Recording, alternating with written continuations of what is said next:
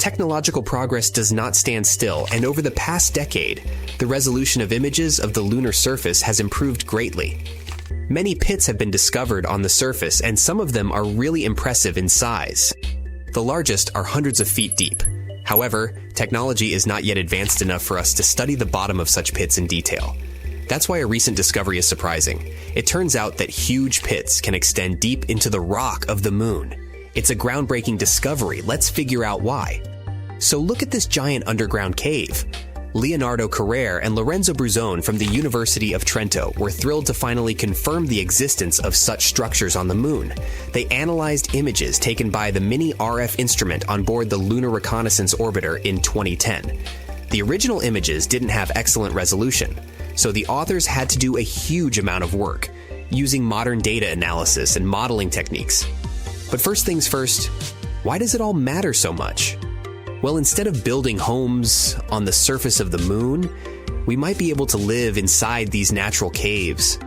They could offer protection from dangerous things like harmful space radiation, extreme temperature swings, and even meteorites. According to planetary geologist Wes Patterson from Johns Hopkins, even though we'd still have to bring materials from Earth to make those caves habitable, using them would be a lot easier and cheaper than building bases on the surface. Based on the collected data, the cave is about 150 feet wide and up to 260 feet long, which is just a bit smaller than a football field. It's located in a deep pit called the Mare Tranquillitatis Pit, which likely formed when an ancient lava tube collapsed. Although the moon has no active volcanoes today, billions of years ago, its surface was covered with lava that flowed through valleys, carving out these tubes below the surface. Over time, some of the lava tubes became unstable and collapsed, creating pits like the one in question. NASA's Lunar Reconnaissance Orbiter, LRO, has already found more than 200 of such pits on the moon. It means there could be hundreds of hidden caves waiting to be explored on our satellite. When publishing their findings in Nature Astronomy, the researchers suggested that the caves could offer future astronauts a safe place to live and work, protecting them from the moon's extreme conditions. And extreme they are. One of the biggest challenges of living on the moon is its temperatures. The lunar surface gets extremely hot during the day, reaching about 250 degrees Fahrenheit, and then the temperature drops below minus 200 degrees Fahrenheit at night. But inside the caves, the temperature could stay much more consistent. A separate study done in 2022 used computer simulations to predict that some of those caves could maintain a comfortable temperature of about 63 degrees Fahrenheit. Much easier to manage, right? Unfortunately, getting to the caves won't be easy. The Mare Tranquillitatis cave is over 400 feet below the surface, at the bottom of a steep slope covered in loose debris. It would take some clever engineering to get up and down that slope. The options could be using jetpacks, a lunar elevator, or some other kind of technology. We must find a way to transport astronauts safely. There's also a lot more to discover. Radar technology could help scientists find even more caves and lava tubes on the moon. In the future, a spacecraft with higher resolution radar could even map the insides of the pits that LRO has already found. According to the researchers, this kind of complete survey could help them figure out the best locations for future lunar bases and other explorations. And there's another potential bonus. Those caves could contain water. Scientists have already found frozen water on the moon, under the surface, and in permanently shadowed craters. Tiny amounts are also scattered across the lunar dirt. Water is a critical resource for any moon base, and finding it in the caves could make the idea of living there even more realistic. All in all, this discovery could be a game changer for lunar exploration. Living in natural caves on the moon might be a more practical and safer option than building something on the surface. It could also bring us one step closer to making the moon a place where humans can live and work for the long term. Soon we might start constructing loads of stuff on the moon. All because India's moon mission has recently detected sulfur near the moon's south pole. This chemical element can come in extremely handy for creating infrastructure on our satellite. It's the first time this chemical element has been discovered on Earth's natural satellite. This sought-after element is mostly found near Earth's volcanoes. Its appearance on the Moon speaks volumes about the satellite's volcanic history and its past atmospheric conditions. The mission's rover detected this chemical element less than a week after touching down around 70 degrees from the Moon's south pole on the 23rd of August, 2023. This historic landing on the lunar surface made India the fourth country to safely land a mission on the Moon. It's also the first spacecraft to touch down so close to the south pole of our satellite. It's an area of strategic importance because it's believed to be home to deposits of water ice. If it turns out to be true, future missions might be able to harvest it and turn this water ice into drinking water or even rocket fuel. For 2 weeks, the lander carried out the data collection, mainly focused on the analysis of the Moon's soil and its extremely thin atmosphere. Meanwhile, the solar-powered Pragyan rover started its quest to find frozen water on the Moon. As for the lander, it demonstrated another amazing feat on the 3rd of September. The spacecraft fired up its engines and lifted itself for about 16 inches into the air. Then it made a tiny hop to land 12 to 16 inches away from its original position. It's kinda a big deal. Being able to get a lander back off the surface of the Moon is essentially for future missions, showing that they can safely return soil samples or even astronauts back home after a lunar mission. In September, the Indian spacecraft was put into sleeping mode. The 14-day-long lunar night was approaching, and the spacecraft wasn't designed to collect scientific data during this period of time. So far, we've learned about a few major findings of the mission. One is related to measuring the temperature of the Moon's topsoil at different depths. Intriguingly, the surface of the satellite in that region turned out to be hotter than expected. It was believed that the temperature could be between 68 and 86 degrees Fahrenheit on the surface, but it was around 158 degrees Fahrenheit, way hotter than it should be. The other discovery indicates the presence of several chemical elements, including oxygen. Besides, the data received from the spacecraft confirms the presence of aluminum, calcium, iron, titanium, silicon, and other chemical elements on the lunar surface close to the South Pole. The rover also used special instruments designed to measure quakes and rumbles beneath the lunar surface to detect some seismic activity. It brings us back to the sulfur detected thanks to the rover's spectroscope. Scientists are currently working on figuring out whether this element formed on the surface in a natural way or whether it's the result of volcanic activity or a meteor strike. Another astonishing thing found on the Moon is a rock, and it may be the oldest known Earth rock. A 0.7-inch wide chip included in a large rock collection brought to our planet by Apollo astronauts might actually be a 4-billion-year-old fragment of Earth.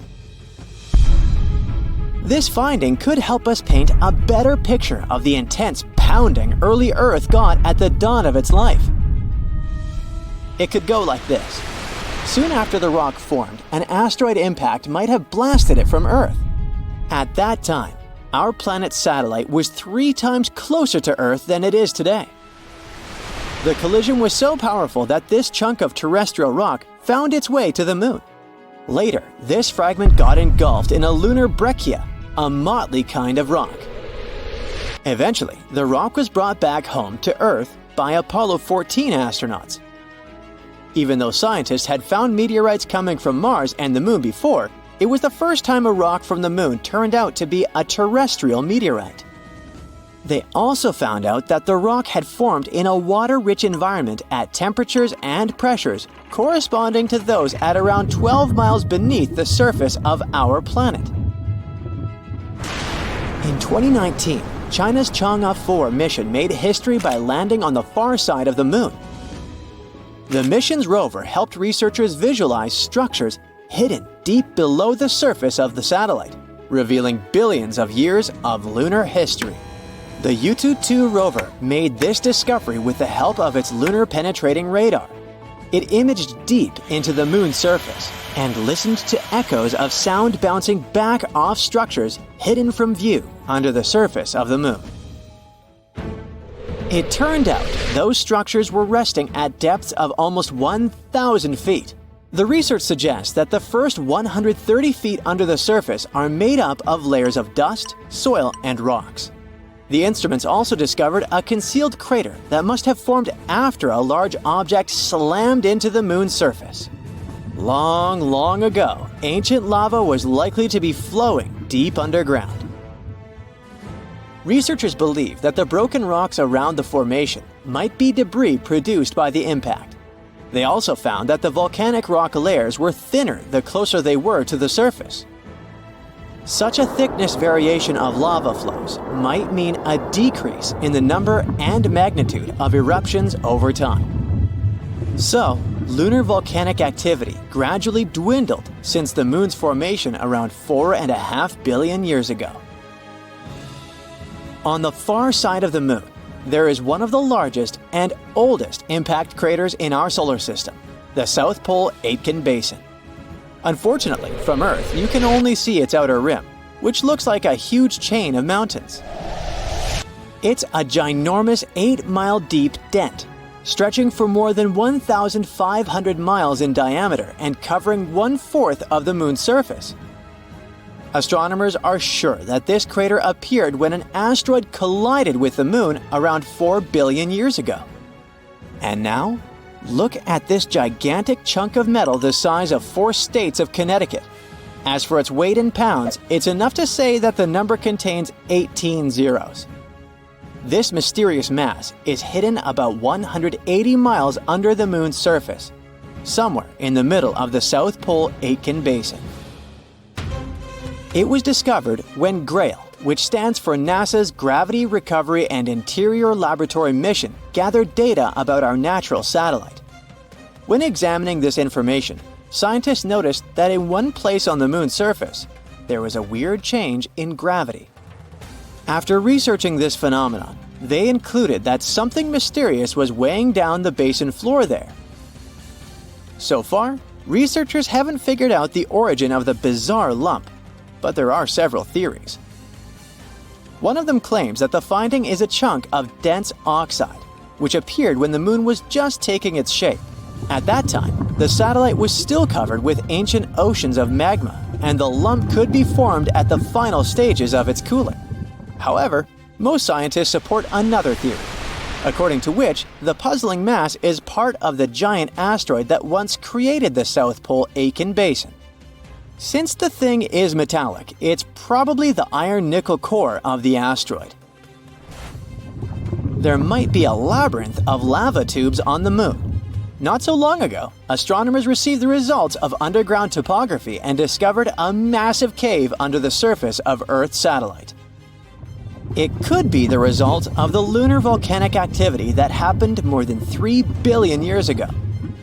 Streams of lava hardened, creating a thick, hard crust on the outside.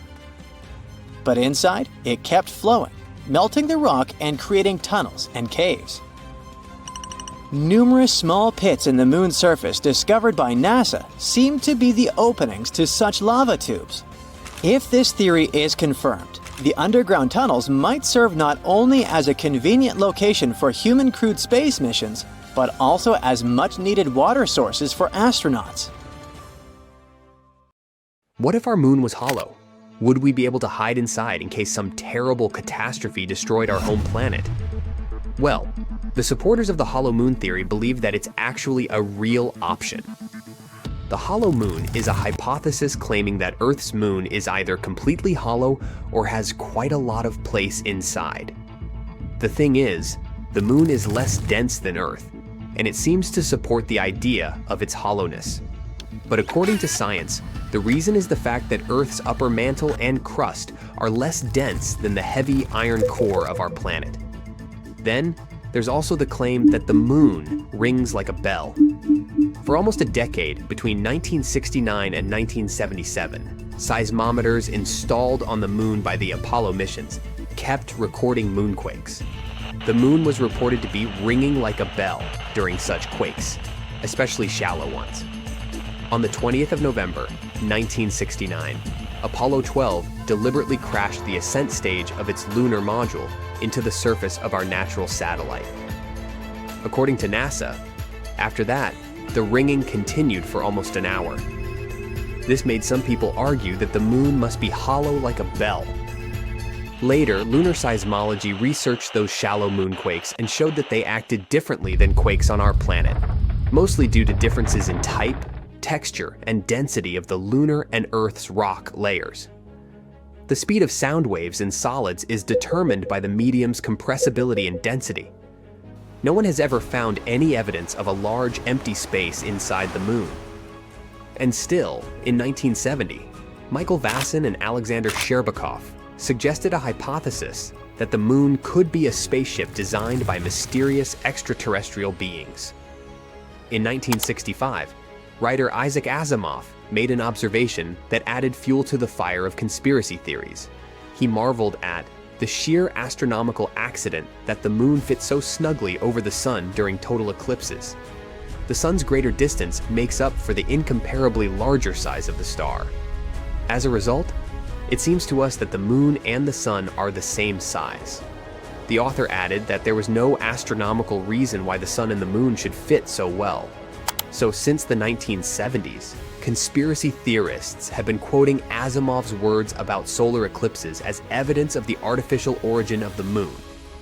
Mainstream astronomers disagree with such an interpretation, saying that the angular diameters of the moon and the sun don't perfectly match during eclipses. They vary by several percent over time. Many other pieces of evidence confirm that the moon is a solid body that formed after a planetoid crashed into Earth. In the past, scientists thought that the moon appeared after our rapidly spinning planet got rid of a good chunk of its mass. This idea was suggested in 1879 by George Darwin, the son of the very Charles Darwin, the famous biologist. This theory remained popular until the Apollo missions. Then, in 1925, Austrian geologist Otto Ampferer offered another idea, that Earth and the moon could have formed together from a primordial accretion disk, a rotating disk of dense gas and dust surrounding a young, newly formed star, and used to be a double system. The third theory stated that the moon could have once been a planetoid caught by the gravity of our planet. The modern explanation usually involves the giant impact hypothesis.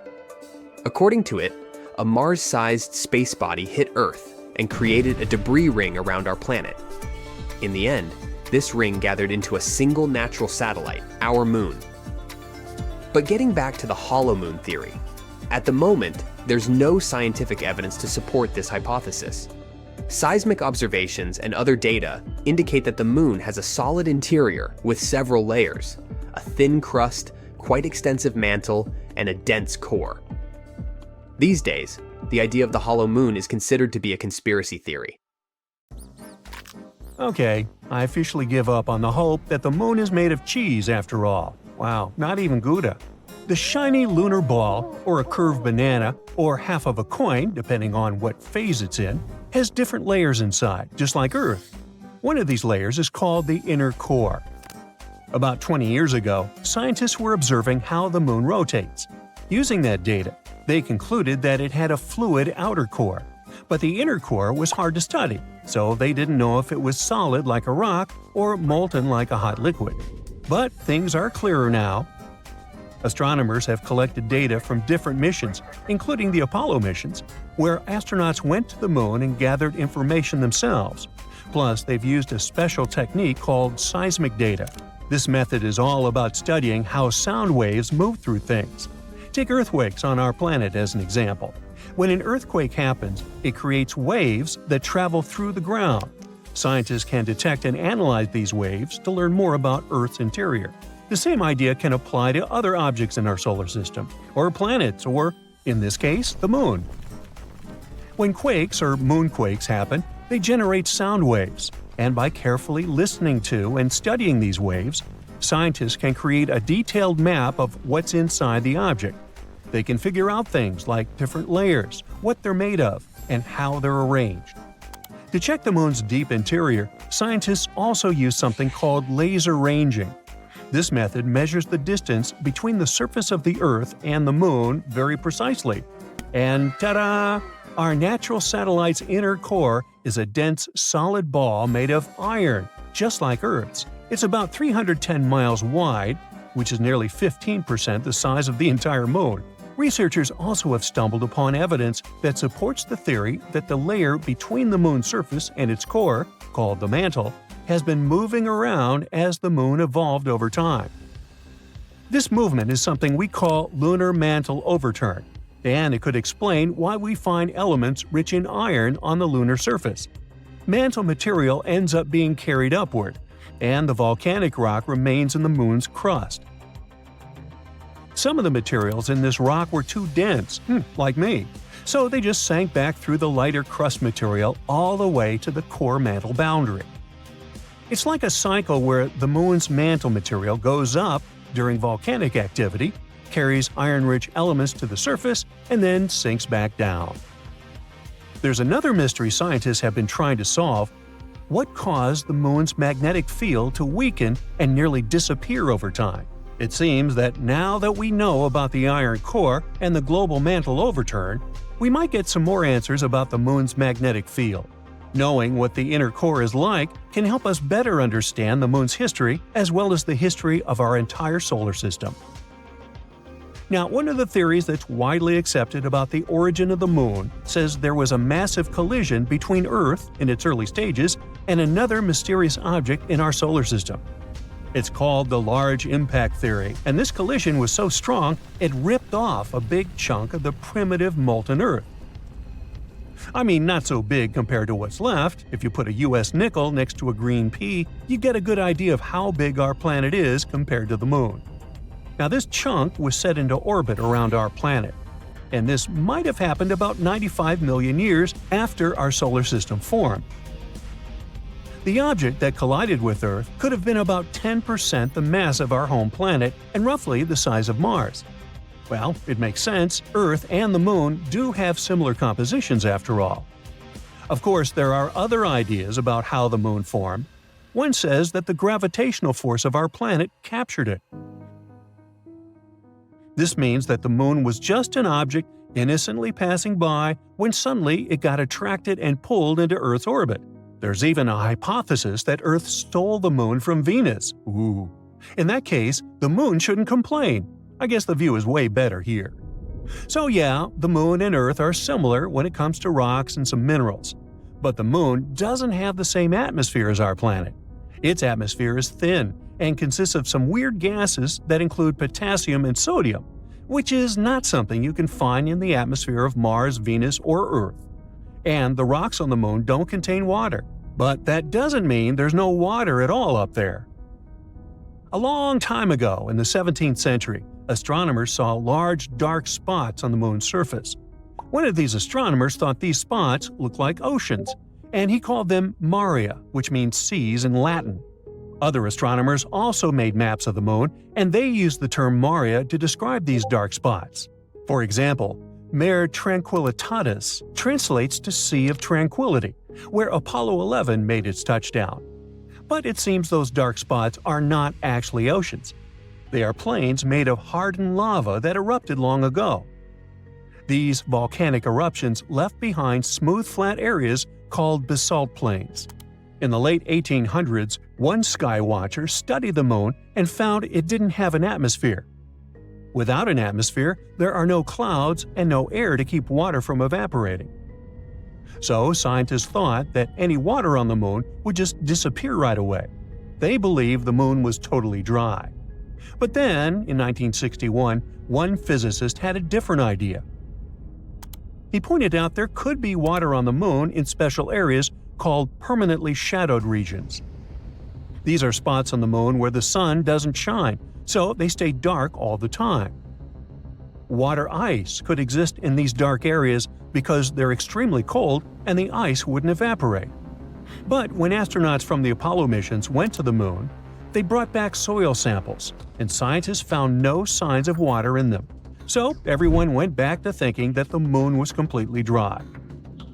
In the 90s, NASA focused on these shadowed craters and found high concentrations of hydrogen, which meant there could be ice at the moon's poles. They still weren't certain, so they kept digging and, after a while, found hydrogen trapped inside tiny beads of volcanic glass.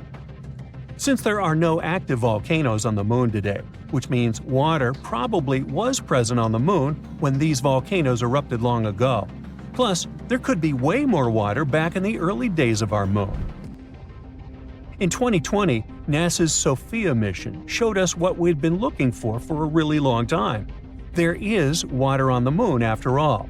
It turns out the water is hidden within the grains of lunar dust or sticking to the surface in the sunlit areas of the moon. So there are no oceans like we have on Earth, but at least there's something. The question remains, how did water even get there? It seems the moon had a chaotic history back at the time when it was forming, as probably most of the planets and moons in our solar system. So there is some evidence that water came there from comets hitting its surface back in the old days, or maybe even keeps on coming from those that are slamming into the moon right now. We're talking about a chaotic situation where icy micrometeorites collide with the moon's surface, and dust then makes an even bigger mess when interacting with the solar wind. But we're waiting to find out more about this. Because, as we all know, when you mention water, you also inevitably talk about life. That's why we want to know more, for instance, about all that ice hidden in polar craters on the moon. Maybe it can teach us more about how life developed on Earth. Maybe comets brought all the necessary elements here. Then, what if there are some of those elements stuck in the ice on the moon, too?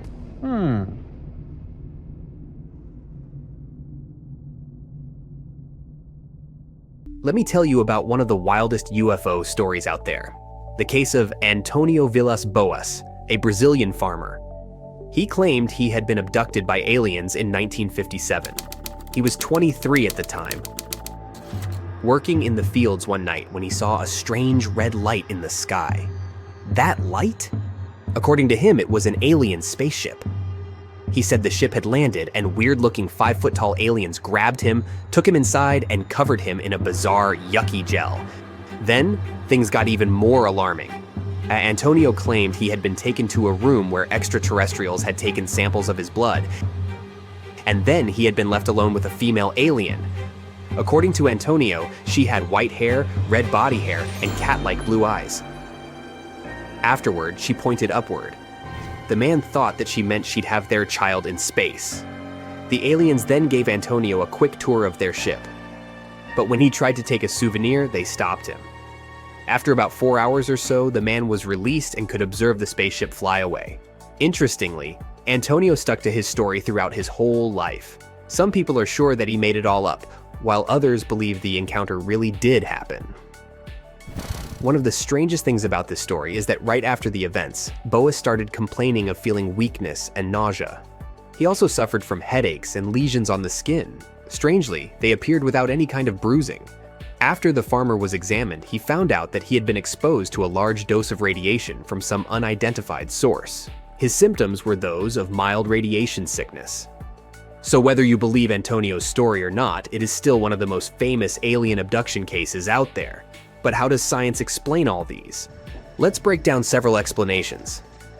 Back in 1980, a researcher named Keith Basterfield suggested that some alien abduction cases might just be hallucinations. He and psychologist Dr. Robert Bartholomew even came up with the idea that people who reported abductions might be fantasy-prone, meaning they could have a hard time telling the difference between their imagination and reality. In 2011, scientists at the Phase Research Center took things a step further by using lucid dreaming to simulate alien encounters. They found that volunteers who were aware they were dreaming could actually create abduction-like experiences. In fact, 75% of the volunteers had dreams that felt just like encounters with aliens. Another explanation involves the phenomenon of sleep paralysis. Many people, about 40%, experience sleep paralysis at least once in their lives. When this happens, they can have vivid dreams, and sometimes those dreams involve aliens. The combination of a super realistic dream and being unable to move can easily convince someone that they were abducted. Some experts think alien abductions might be linked to mental trauma. For example, D. Scott Rogo, editor of the magazine Fate, suggested that people who claim to have been abducted could be dealing with personal crises or recovering from past trauma. Such cases might also be false memories from hypnosis. Regressive hypnosis is a controversial technique used to uncover lost memories of alien abductions. While some believe it can help people recall genuine experiences, critics argue that it often leads to false memories. Hypnotists might accidentally suggest ideas during the session, leading people to believe something happened that never actually did. Studies have shown that around 50% of memories recovered through this method are likely made up. So, whether it's dreams, hallucinations, or false memories, there are plenty of theories explaining why some people genuinely believe they've been abducted by aliens.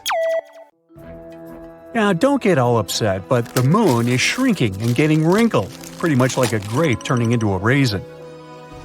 That happens because our natural satellite has been retaining its inner heat for over 4 billion years, but its core is gradually cooling down and becoming more dense, like me. Unlike a grape's flexible skin, the moon's surface is pretty brittle. This brittleness causes faults to form where different sections of the crust push up against each other, leading to what scientists call moonquakes. So far, our satellite has shrunk by around 150 feet in circumference. It's such a tiny change that it won't affect the look of eclipses or the phases of the moon. Even tidal cycles won't be affected since the moon's mass hasn't really changed. The shrinking process won't directly affect us down here, but that doesn't mean that all humans are safe. Moonquakes, caused by the shrinking process, have been a concern for years. During the famous Apollo missions, NASA astronauts left seismometers at different points on the moon. Those are devices capable of identifying seismic activity on the lunar surface with exceptional precision. The equipment was operational for several years, and it managed to capture over 12,000 moonquakes, ranging in magnitudes from 2 to 5. Up until 1977, the team was able to identify 4 distinct types of quakes. Some tremors, like those caused by meteorite impacts, were relatively easy to identify. But the cause of the so-called shallow moonquakes remains a mystery to scientists, and that can be an obstacle to future missions on lunar soil. As the name suggests, shallow moonquakes occur relatively close to the surface, typically between 30 to 135 miles beneath the surface. Recent research suggests that these tremors are triggered by the compression of the moon's surface, leading to the formation of thrust faults, where one surface layer is pushed up over another. This study also discovered where the epicenters of the strongest ones were. It all started in the South Pole region, precisely where we want to settle down. Interest in the lunar South Pole peaked in 2023, when India's Chandrayaan mission successfully landed and deployed a rover to explore the area. NASA also has plans for the same spot, and their ambitious goal is to take astronauts there for the very first time.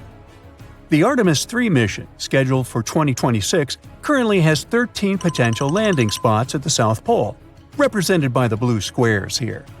One of the options is situated within a geological feature called the Gerlach Rim 2, which is a strategic area for exploration. It might have ice, because parts of it are completely in the dark, but it's close enough to areas that do have sunlight, which is crucial as a source of power. Now, take a look at the pink dots on that same map. They represent possible epicenters of the strongest moonquakes recorded by the Apollo missions. That means that thrust faults in the area could be relatively young and potentially active, representing a real danger to the Artemis 3 crew. These astronauts will journey to lunar orbit over the course of 30 days, and 2 crew members will descend to the surface, spending about a week at the South Pole. Their moonwalk will be particularly challenging, given the extreme temperatures of these permanently shadowed regions. The presence of moonquakes and possible landslides only adds more danger to this mission, as this phenomenon is far more frightening than earthquakes. The strongest moonquake ever recorded had a magnitude of 5.7. You might think that's not a big deal, considering that countries like Chile, Colombia, and Papua New Guinea experienced earthquakes of similar magnitude in 2023 without significant damage. But the gravitational pull on the Moon is relatively weaker than on Earth. So what feels like a gentle tremor on our planet might be a real ground-shaking event up there. This happens because you're not as firmly connected to the surface of the Moon as you are on Earth, meaning that seismic waves can cause the surface to move more freely. There's also a huge difference in duration. Earthquakes typically last between 10 and 30 seconds, with some lasting up to 2 minutes. A moonquake can persist much longer than that. Our satellite is essentially a solid, rigid, and dry sphere. So when a tremor shakes the Moon's surface, it resonates powerfully without any natural means of dissipation. Moonquakes can last for a good 10 minutes or even longer, with little tremors sticking around for hours afterwards. Now, these new findings about shallow moonquakes won't actually change the potential landing sites for Artemis 3, and they won't affect the duration of the mission either. That's because accurately estimating how often a specific region experiences these tremors is tricky and unpredictable. What scientists do know is that these shallow quakes aren't very common and pose a low risk to short-term missions on the lunar surface. But that situation changes completely if we consider long-term habitation on the Moon, and that could happen sooner than we expect. The Artemis 3 mission represents an important first step towards space colonization. China is also making the first moves to establish a permanent lunar base at the South Pole by 2040. Their strategy involves utilizing 3D printing and brick production from lunar soil for constructing the moon base. That definitely sounds fascinating, but putting together a setup like that comes with a bunch of challenges, including dealing with intense cosmic radiation, the lack of water, and of course, long-lasting moonquakes. Over billions of years, the surface of the Moon has been hit by asteroids and comets, causing bits and pieces to constantly break off from the impacts. Because of this, all the surface material is pretty loosely packed. So when there are quakes, slopes in the same area can become susceptible to landslides or new faults opening up. Future settlements located too close to these unstable slopes could put everyone living inside these lunar bases at risk. Moon dust adds another layer of complexity because, without erosion or water to smooth it out, it can harden to the point of being as tough as glass. If we really want to understand how dangerous moonquakes might be for people living and working on the Moon in the future, space agencies still need to map out and get new seismic data, and not just from the South Pole, but from the entire satellite. In 2025, the Farside Seismic Suite mission, or FSS, plans to deploy 2 of the most high-precision seismometers ever built to the Schrödinger crater, which is located on the dark side of the Moon. Finding out what's happening on the ground there is crucial for understanding the complex lunar structure and its internal dynamics. Scientists are still trying to figure out whether the lack of recorded seismic activity on the far side of the Moon is due to current instruments not being capable of detecting it, or if it's due to some kind of interference from melted material in the mantle. Once they have this answer, it will be easier to fully understand the phenomenon of shallow moonquakes and assess their implications for future neighborhoods on our natural satellite.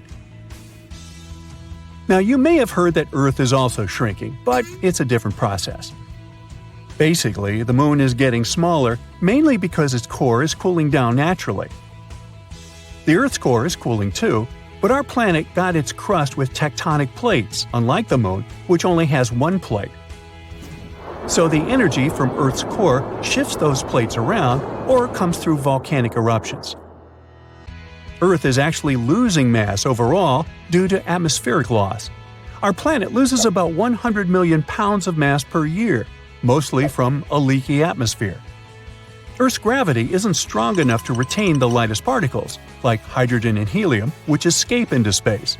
But don't worry, these numbers aren't cause for alarm, considering that our planet's atmosphere weighs about 5 quadrillion tons, a number I can't even imagine. So, in other words, it would take many times the current age of the universe for it to completely evaporate. Well, that makes me breathe easier. How about you? What if we built a huge tower on the moon? A tower that could provide future missions with light, power, and guidance technologies that could help astronauts explore our natural satellite. It's not something from a sci-fi book. It's a novel idea from Honeybee Robotics, one of the brightest space technology companies.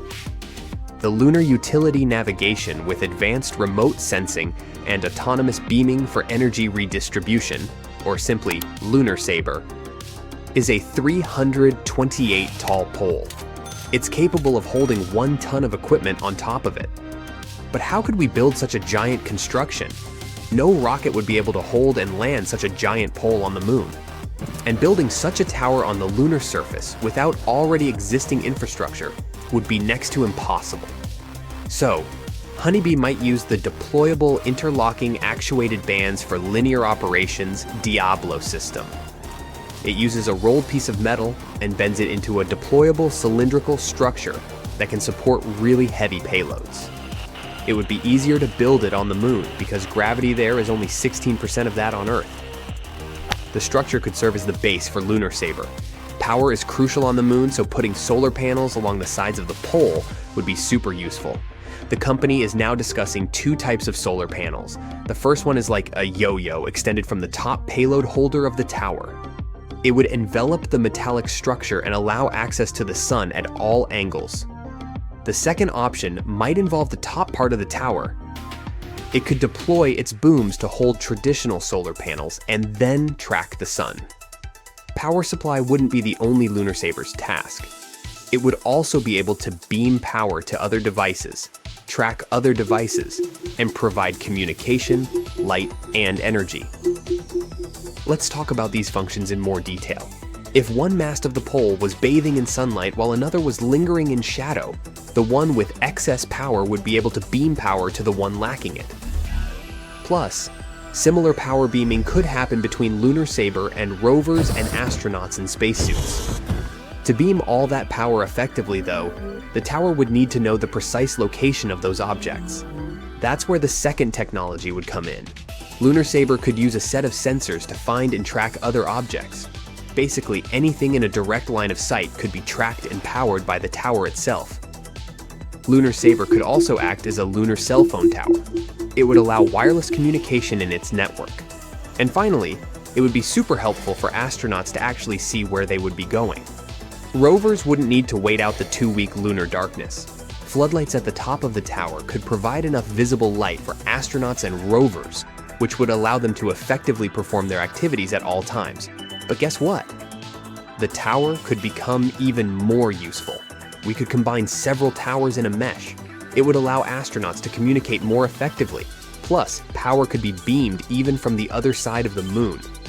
It would enable 2 main applications that have been a thorn in lunar exploration's side so far: constant communication with Earth and constant supply of solar power. The thing is, explorations on the other side of the moon are quite tricky, which limits the area of scientific research to the side directly facing Earth. But a strategically placed mesh of lunar sabers could allow communication back to Earth, and we would be able to explore the dark side of the moon. Since at least half of our natural satellite is always lit up, if we placed lunar sabers correctly around the surface of the moon, there would always be at least one bathing in sunlight. That one sunlit tower would then wirelessly transmit power to others in its line of sight.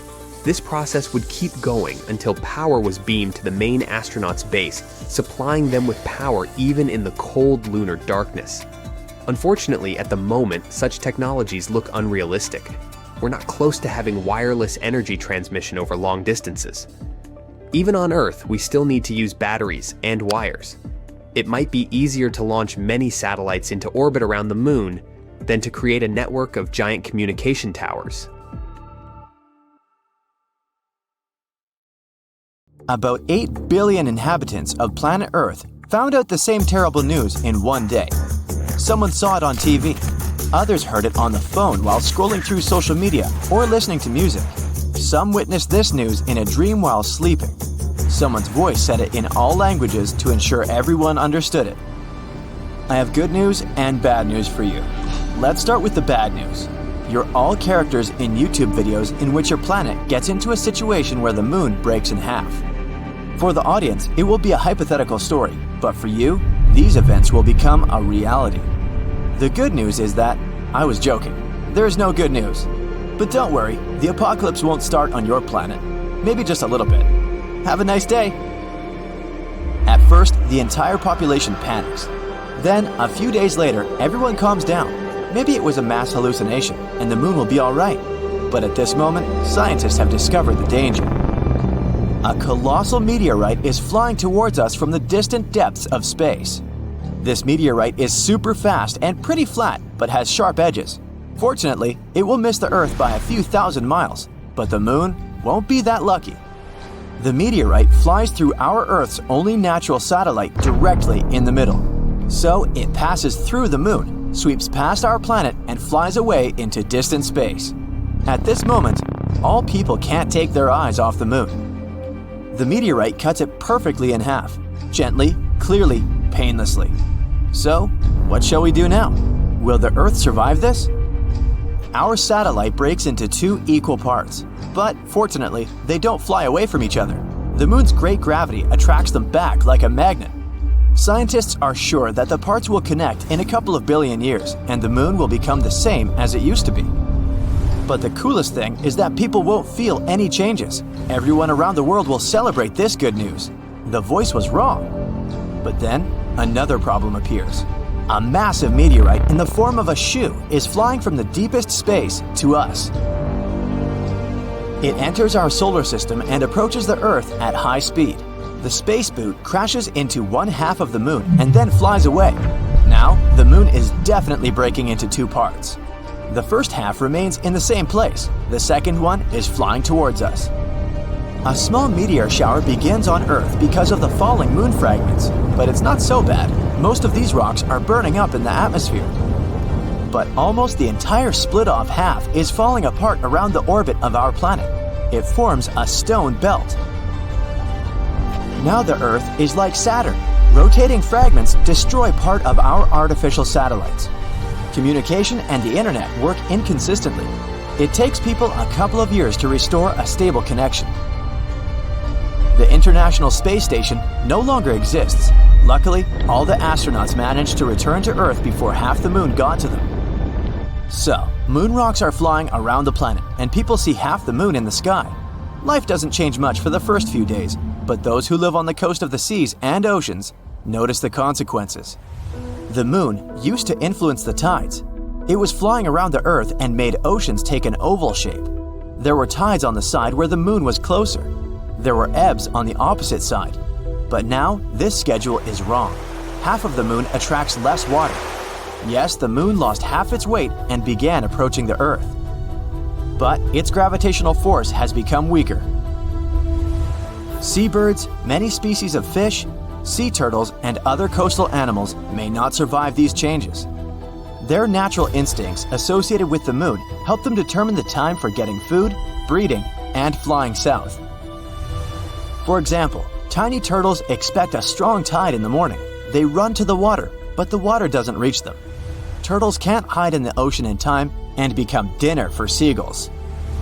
Crabs can't lay eggs because the tide has started earlier than usual. Wolves go mad in the woods. They howl loudly every night and can't stop. The whole natural world can't understand what's going on. The human body is also feeling some discomfort. Many people have low and high blood pressure, and some experience severe headaches. Half of the moon changes the entire ecosystem of the planet. Adapting to new conditions will take several tens, maybe hundreds of years. A couple of weeks pass, and people notice the days are now shorter. The moon always slowed the Earth's rotation and made one day last 24 hours. The Earth is spinning faster now. The night and the morning come earlier than everyone is used to. Earth rotation speed has increased and reduced the number of hours per day to 15. People suffer from insomnia or oversleeping. The body needs time to get used to it. Work schedules are changing all over the world. Previously, people came to the office at 9 and left at 6.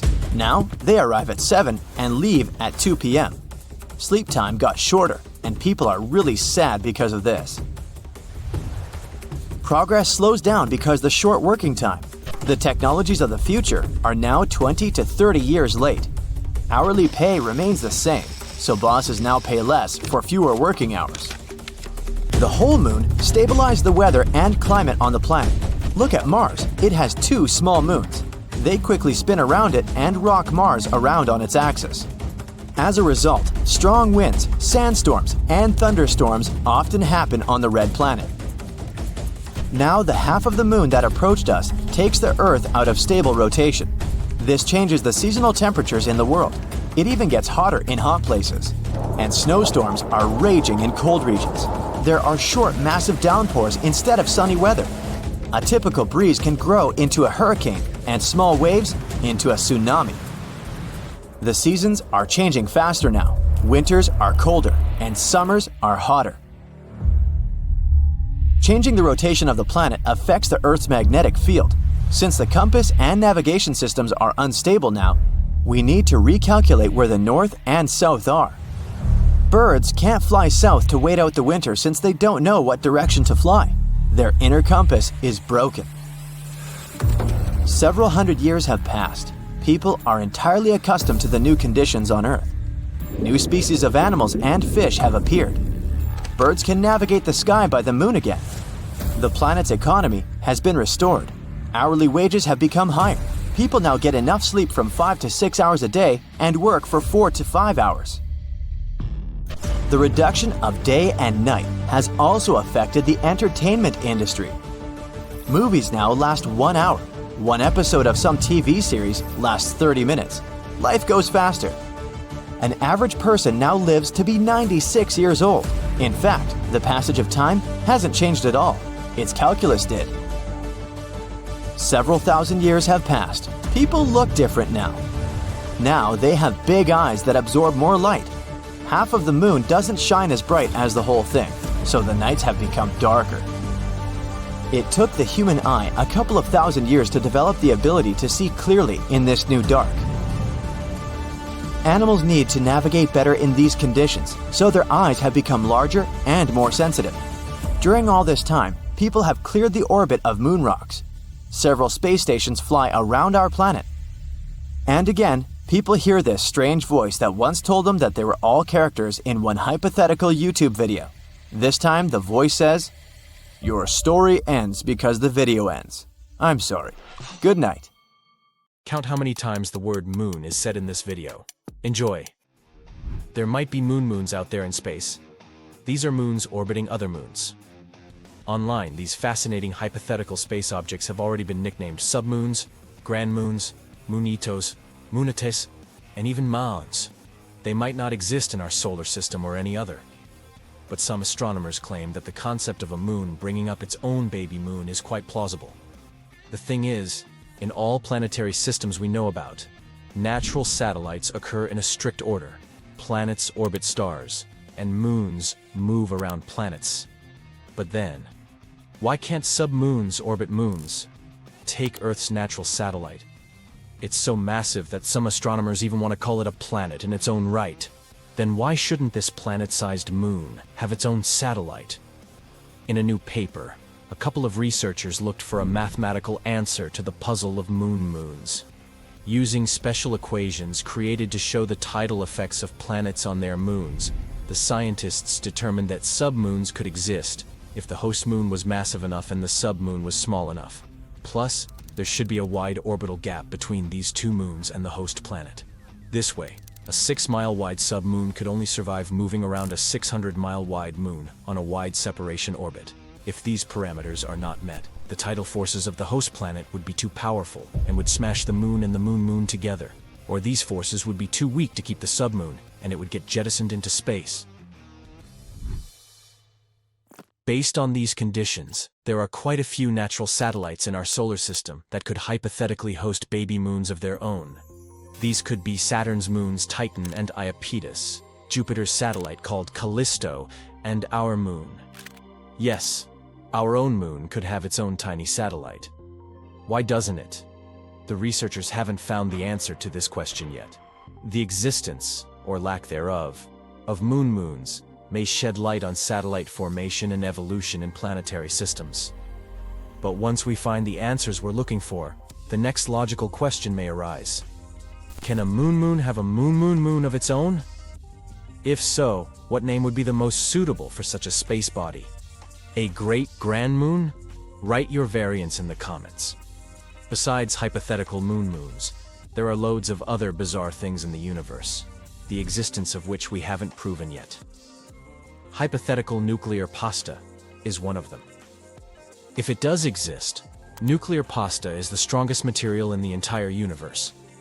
It forms from the leftovers of extinguished stars when this substance gets squeezed into spaghetti-like tangles of material. It can theoretically break, but according to estimates, it could only happen if you applied 10 billion times the pressure you'd need to shatter steel. Then, there's dark matter and dark energy. We kinda know these things exist, but no one has seen them yet. Everything on Earth, and everything people can observe in space with the help of telescopes and other instruments is normal matter. It's made up of atoms and molecules and adds up to less than 5% of the universe. Almost 3/4 of the universe is dark energy. Astronomers wouldn't even know the thing existed if several decades ago they hadn't found out that the expansion of the universe wasn't slowing down. Quite the opposite. It was accelerating. It meant there had to be some enigmatic force that counteracted gravity. It was dubbed dark energy. As for about 27% of the remaining universe, it's believed that it's made up of dark matter. If dark energy is a force responsible for the expansion of the universe, dark matter is supposed to explain how objects work together. Potential candidates for dark matter vary from strange particles to super dim objects. But even though astronomers can't grasp what exactly dark matter is, they know for sure what it isn't. It's dark, which means we can rule out visible stars and planets. It also can't be dark clouds of normal matter, otherwise, scientists would be able to detect it. Dark matter is not antimatter. Astronomers don't see unique gamma rays that appear when antimatter comes in contact with matter. And neither is dark matter gigantic, galaxy-sized black holes. Wow, the NASA hotline is ringing off the hook. The call center operator is all sweaty from stress. They barely have time to answer the phone, and all the messages they get say the same thing. There's something glowing on the moon. Indeed, hundreds and thousands of amateur astronomers were watching the moon that night. And suddenly, there was a bright light on it, as if someone had lit a powerful spotlight on the surface. Scientists immediately began to look for an explanation to this phenomenon. They first thought it was simply the glow of an airplane flying between the observers and the moon. But then it wouldn't have been seen by so many people from different parts of the world at the same time. The next suspects were the Starlink satellites. Theoretically, one of them could have played a cruel trick on amateur astronomers. They could have mistaken the small satellite's light for a flash of light on the moon. But then again, if the satellite were the culprit of this mess, the flare wouldn't be static, but moving. While some scientists continue to search for an answer to this mystery, others decide to investigate the phenomenon in more detail. For this purpose, they have built a new telescope north of Seville, Spain. The conditions there are quite suitable for observing the moon. The telescope has 2 cameras, controlled remotely from the campus in Germany. If both cameras pick up any unusual phenomenon on the surface of the moon, it will quickly zoom the telescope there to see what's going on. It'll also require advanced artificial intelligence to teach the cameras to distinguish between the unexplained phenomenon on the moon and the light of an airplane, a satellite, or a small meteorite that just entered the Earth's atmosphere. While the telescope is doing its investigation, we already have a theory that may explain the appearance of such bright round flashes on the moon's surface. So, the moon influences the tides of the seas and oceans on Earth with its gravitational force. But the Earth can affect the moon in the same way. Only the force will be 32.5 times stronger. While the moon orbits the Earth, at one point it may be as close to our planet as possible. Then the force of the interaction will be greatest. At this point, tidal forces may force cracks in the surface of the moon to open and release gas from its interior. A powerful jet of gas will lift the lunar dust with it, and what we see as a bright flash through our telescopes is really just a fog of dust, which is round and reflects sunlight well. If you look at it from a distance, it really does look like a flash. As the dust rises, we think there's been a small explosion, and that flash gradually fades as the dust settles down. These things happen all the time on the moon's surface. They're called transient lunar phenomena, and besides lunar flashes, much more mystical and bizarre things have happened. Back in 1178, 5 monks claimed to have seen the moon, being in the shape of a horn, begin to split in two from an upper point. Then fire and sparks began to blaze from the place of separation. It was as if a dragon were spewing flames. In the next moment, the moon began to pulsate and then returned to its calm state. This phenomenon was repeated more than 10 times, and the flames took different shapes each time. When this nightmare was over, the moon turned black. It wasn't until the 20th century that scientists tried to explain the phenomenon. They theorized that a large asteroid collided with the moon at the time, and it was this asteroid that should be blamed for creating the Giordano Bruno crater, 15 Brooklyn bridges wide. But in that case, millions of tons of fragments from the asteroid would have hit the Earth as well, and then people would have seen an incredible meteor shower. It would have been very bright, and the memories of it would definitely have been in the archives. But that didn't happen. Now the phenomenon the monks observed seems questionable. Perhaps they did see an asteroid fall, only it was falling on the Earth itself, and they perceived the light from the burning meteorite as something sinister happening on the moon. Or maybe the monks were simply imagining things. There's no witnesses to this event other than them. Another unusual phenomenon is the blue and red lights on the moon. They can be seen when it's horn-shaped, and this occurs most often in the Aristarchus crater. The flashes come and go very quickly, almost like lightning. In fact, this is electricity. Tidal forces are to blame for this too. They cause mechanical stress to build up in the rocks. This can produce an electric field, which creates the blue flashes that have surprised many amateur astronomers. There can also be starbursts on the moon. We can blame this on meteorites that fall on the surface. Because the moon has no atmosphere, asteroids that approach it don't burn up. Having a lot of weight and speed, they cause an explosion on impact. And here on Earth, we see it as a starburst. For example, on May 13, 1972, there was a meteorite impact of 1,000 tons of TNT near where Apollo 14 landed. If we lived much earlier, we might have witnessed constant bright flashes on the moon's surface. All the craters there are formed by such meteor strikes. So imagine the fireworks that were there years ago. And a lot of those meteorites were even useful too. They brought water with them. Yes, there is water on the moon. NASA confirmed this fact after studies with the SOFIA telescope. It was mounted on an airplane. The observations were made from the upper atmosphere of the Earth.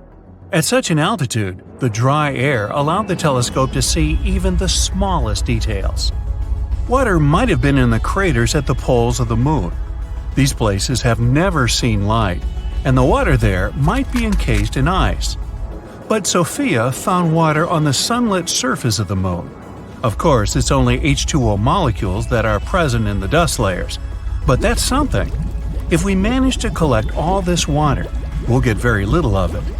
In comparison, the Sahara Desert has about 100 times more water than we found on the moon. But an even more unusual phenomenon is happening there right now. The moon is actually rusting, just like a piece of old metal. For rust to appear, we need iron, water, and oxygen. Lunar soil has enough iron in it, and as we've already learned, there's some water too. The last piece of the puzzle is oxygen. Everyone knows there's no atmosphere on the moon, and we can't breathe there, but oxygen is still present. The solar wind brought it there. The wind from our warm star moves at an extremely high speed. It scrapes oxygen from the upper parts of our atmosphere and carries it further through space. Eventually, the wind with the oxygen molecules reaches the moon. Voila! All the ingredients for corrosion are in place, and the iron ore on the surface of the moon begins to take on a reddish hue. If this process goes on long enough, in the distant future, the moon will look like Mars. It will turn orange-red. Yes, the signature color of Mars came exactly from that corrosion that began there thousands and thousands of years ago, when there were rivers and seas with water and an atmosphere with oxygen. Other strange objects that can be seen on the moon were left there by humans. Between 1969 and 1972, 12 people visited there as part of the Apollo program. In all, there were 6 landing sites where the astronauts left a bunch of stuff behind. Besides a couple of dozen satellites and spacecraft that fell or landed softly on the moon, there's a lunar rover, some United States flags, a family photo of one of the astronauts, and even 3 golf balls. And the first 2 people to be on the moon left behind a whole pile of stuff. When they were about to go home, they took a lot of soil samples and rocks with them. And to carry it all away, they had to get rid of everything unnecessary on board the lunar module. The TV camera, the sample collection tools, the science equipment, and even the armrests from the seats. The astronauts stood outside the lunar module for a full 8 minutes and threw out a whole mountain of unnecessary items. If you collect all these objects and debris that we left there by 12 astronauts and put them on the scales, it will show about 199 tons. It's like 3 heavy armored tanks or 3 large passenger planes. Strange, but true. There are a few theories about how the moon appeared in the sky, and recently a new idea has popped up. But before we discuss this newcomer, let's look at the most popular hypotheses of the moon's formation. The capture theory claims that Earth's natural satellite used to be a wandering body, something like a large asteroid. It had formed somewhere else in the solar system before it was captured by our planet's gravity when passing nearby. The accretion hypothesis suggests that the moon formed in orbit around Earth at the same time as our planet appeared in the darkness of the cosmos. Then, there's the fission theory that says that at one point in its development, Earth was spinning so fast that some of its material broke away and started to orbit the planet. And the giant impact theory, which is the most popular these days, claims that the moon formed during a collision between Earth and another hypothetical planet called Theia, which was way smaller, probably the size of Mars. The resulting debris collected in an orbit around Earth and formed the moon. And now, let's move to the new theory you've been patiently waiting for.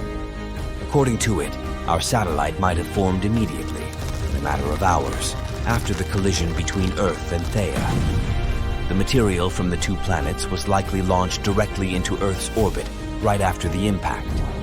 It formed the moon and left traces deep inside Earth.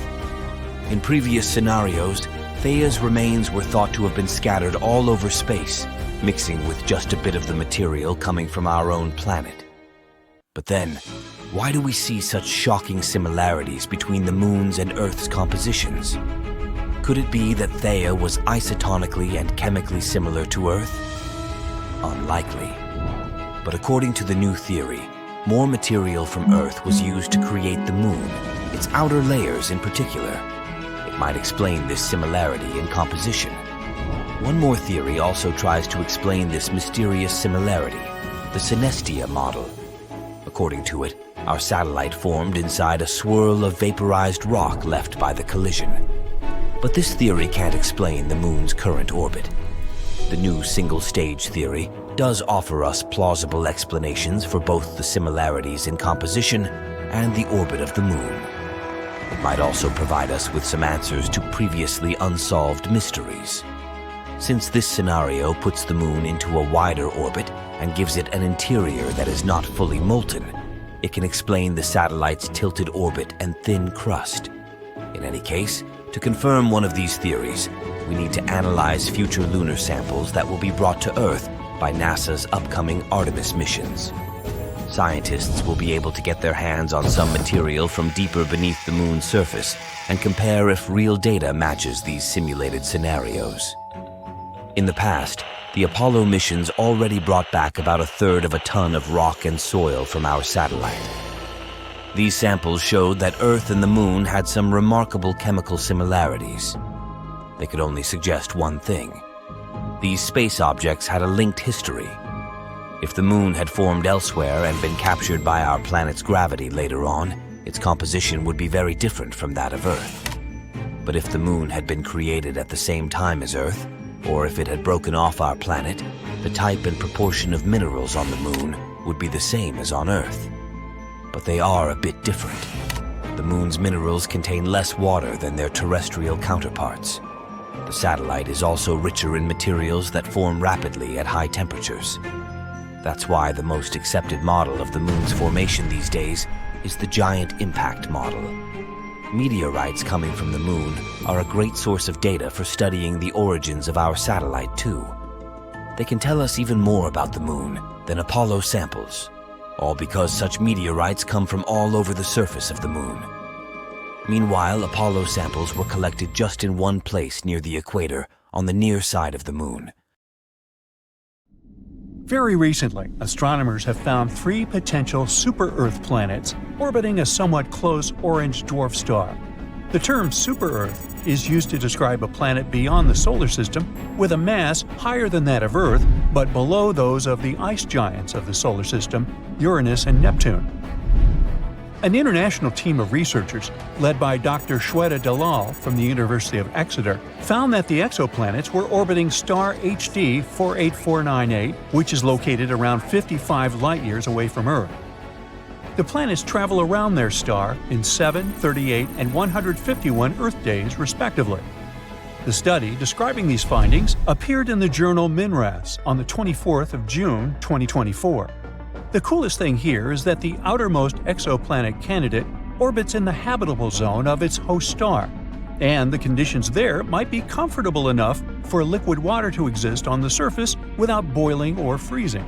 Such habitable regions around stars are also known as the Goldilocks zone and are believed to be ideal for potentially supporting life.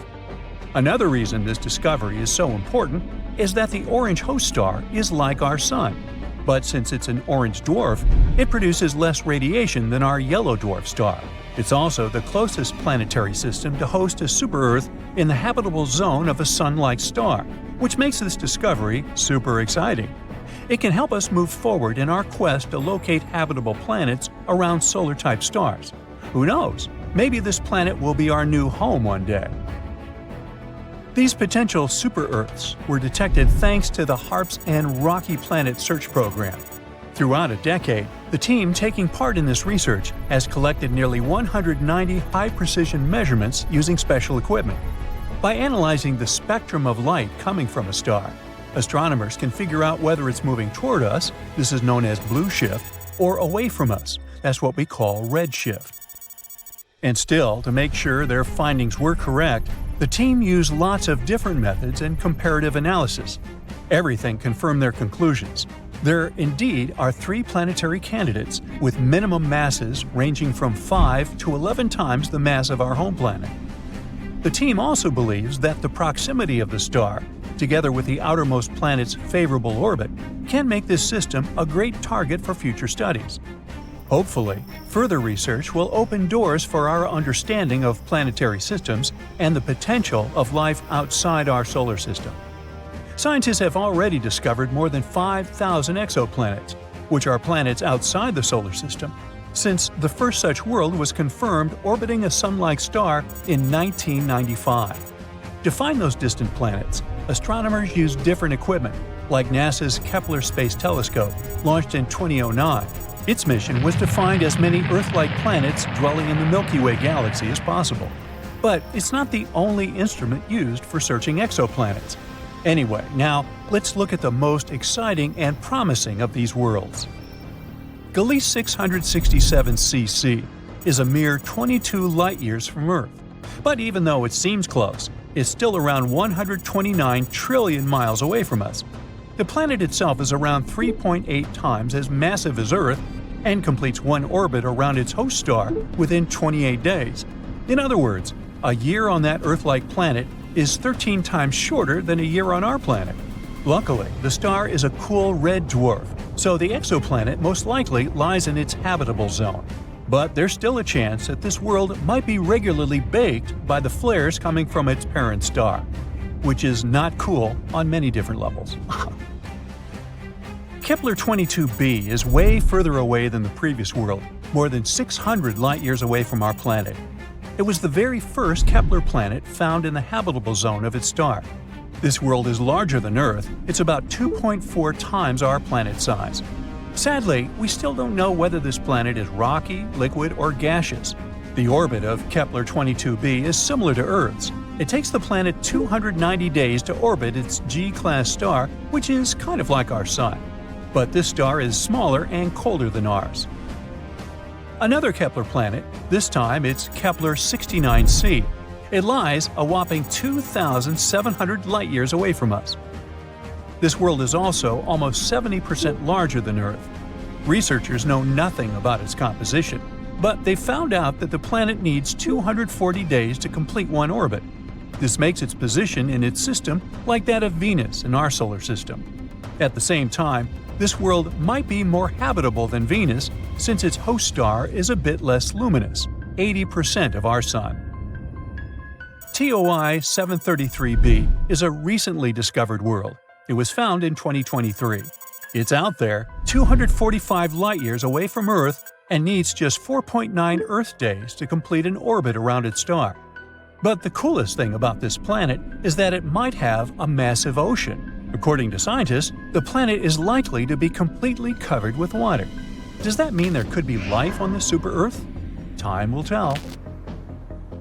GJ1214b is located 48 light-years from Earth. This planet is a super-Earth, almost 3 times bigger in diameter and 8 times heavier than our home. It orbits around its red dwarf star faster than you can binge-watch your favorite series, finishing a complete loop every 38 hours. But it's not just the planet's size or orbit that's out of this world. It's pretty hot out there, with mind-melting 450 degrees Fahrenheit. But the coolest thing is that this planet is practically drowning in water. The sizzling temperatures and crazy high pressures on JG1214b create some cool materials like hot ice and superfluid water. Superfluidity is something that happens in liquid helium when it's almost as cold as it can get. On Earth, water totally missed the memo about being superfluid because it needs ridiculously low temperatures and off-the-chart pressures to pull off that trick. Still, there's not much use in superfluid water. Even if you try it, you'll just get dehydrated. The super-Earth that's closest to us was discovered in 2016, and it's called Proxima Centauri b. It's located a mere 4 light-years away from Earth and has a mass remarkably similar to that of our planet. A year on Proxima Centauri b is short. It only takes the planet 11.2 days to complete a circle around its central star. Scientists discovered this world after they noticed that its parent star was slightly wobbling. They hadn't been sure what exactly had been happening there until they realized Proxima Centauri b's gravity probably produced pulls and tugs that caused these wobbles. Although the exoplanet is traveling in the habitable zone of its star, Proxima Centauri, it is exposed to extreme ultraviolet radiation, all because it lies very close to its parent star. Also, none of the telescopes that are currently working and exploring exoplanets are positioned well enough to capture the light from the atmosphere of this super-Earth. Most things there are still a mystery to us, even though we're talking about a planet that's really close. Super-Earth TOI 715b orbits a red dwarf, a star smaller and cooler than our Sun. At the moment, such stars remain prime candidates for finding habitable planets orbiting them. Those miniature rocky worlds have far closer orbits than those circling around stars like our Sun. But since red dwarfs are small and cool, the planets don't risk anything when crowding closer. They're still safely within a star's habitable zone. Experts say that TOI 715b might have once had an atmosphere thicker than that of Neptune, and now the planet could be in a transition state where it's losing its atmosphere. To confirm this suspicion, scientists need to do more research, and they might finally learn whether this planet is a watery terrestrial planet. There are a few theories about how the moon appeared in the sky, and recently a new idea has popped up. But before we discuss this newcomer, let's look at the most popular hypotheses of the moon's formation. The capture theory claims that Earth's natural satellite used to be a wandering body, something like a large asteroid. It had formed somewhere else in the solar system before it was captured by our planet's gravity when passing nearby. The accretion hypothesis suggests that the moon formed in orbit around Earth at the same time as our planet appeared in the darkness of the cosmos. Then, there's the fission theory that says that at one point in its development, Earth was spinning so fast that some of its material broke away and started to orbit the planet. And the giant impact theory, which is the most popular these days, claims that the moon formed during a collision between Earth and another hypothetical planet called Theia, which was way smaller, probably the size of Mars. The resulting debris collected in an orbit around Earth and formed the moon. And now, let's move to the new theory you've been patiently waiting for. According to it, our satellite might have formed immediately, in a matter of hours, after the collision between Earth and Theia. The material from the two planets was likely launched directly into Earth's orbit right after the impact. It formed the moon and left traces deep inside Earth. In previous scenarios, Theia's remains were thought to have been scattered all over space, mixing with just a bit of the material coming from our own planet. But then, why do we see such shocking similarities between the moon's and Earth's compositions? Could it be that Theia was isotonically and chemically similar to Earth? Unlikely. But according to the new theory, more material from Earth was used to create the moon, its outer layers in particular. It might explain this similarity in composition. One more theory also tries to explain this mysterious similarity, the synestia model. According to it, our satellite formed inside a swirl of vaporized rock left by the collision. But this theory can't explain the moon's current orbit. The new single-stage theory does offer us plausible explanations for both the similarities in composition and the orbit of the moon. It might also provide us with some answers to previously unsolved mysteries.